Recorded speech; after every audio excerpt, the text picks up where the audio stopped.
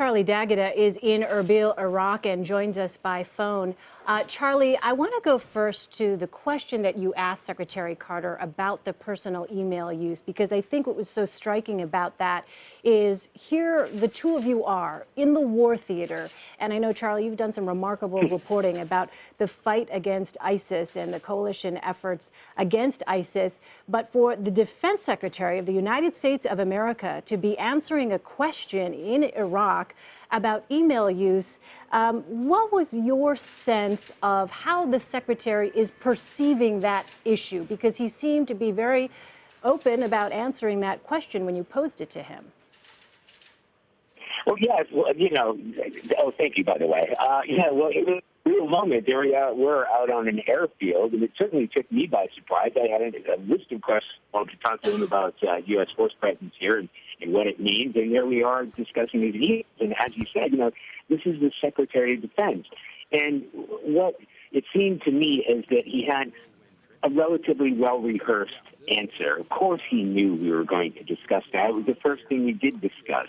And he just took it on the chin. He said it's a mistake, entirely my mistake, that he uses his email very, very little, and it's never classified, because I pushed him on that point.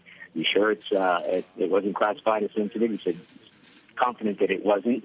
I even said, weren't you even aware it may have been in violation of department policy? And he said, yeah, he was warned by lots of people along the way. And he even continued to use his personal account after the controversy about Hillary Clinton and her email issues blew up. So, yes, as he pointed out, this isn't just an ordinary human being. This is the Secretary of Defense in northern Iraq who may have, by his own admission, not kept up his absolutely strict standards when it comes to cybersecurity.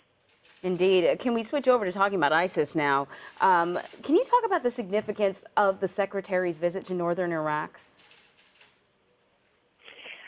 Yeah, well, I think we have to look at it from two ways. First of all, he is here to reinforce the U.S. forces in Baghdad, which was yesterday, and now in northern Iraq. The hundreds that are here in northern Iraq and the thousands that are in Baghdad, and tell me how many are across the border in Syria, and to try to boost morale and to talk to them about how the situation is on the ground. But he's also here really to try to convince, on one side, the Iraqis to, in his words, accelerate the fight against ISIS, and at the same time trying to get information back, which, having been there myself, is hard to do, about the U.S. Special Operations Forces in Syria, where they are trying to gather a group of individuals and fighters, native Kurdish and active fighters, to take on ISIS. But the big problem, as I pointed out in that interview, is we've been speaking to the commanders, and yes, they understand it's about coordinating thousands of forces, and they understand it's about training, and they're okay with that. But what they need now is weapons. They simply cannot take on. I mean, it's ridiculous to even suggest, the people that we spoke to, there's no way they can even approach Raqqa. They've been very effective in clearing out the areas where we were, but those are still fluid battle zones. We could not travel more than a quarter mile without coming up and making sure that that next checkpoint was still secured by Syrian Democratic forces.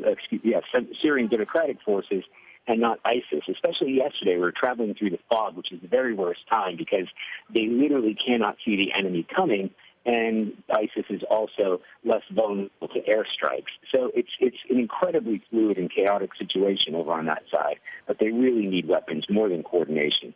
All right, Charlie D'Agata on the phone in Erbil, Iraq. Thank you so much, Charlie.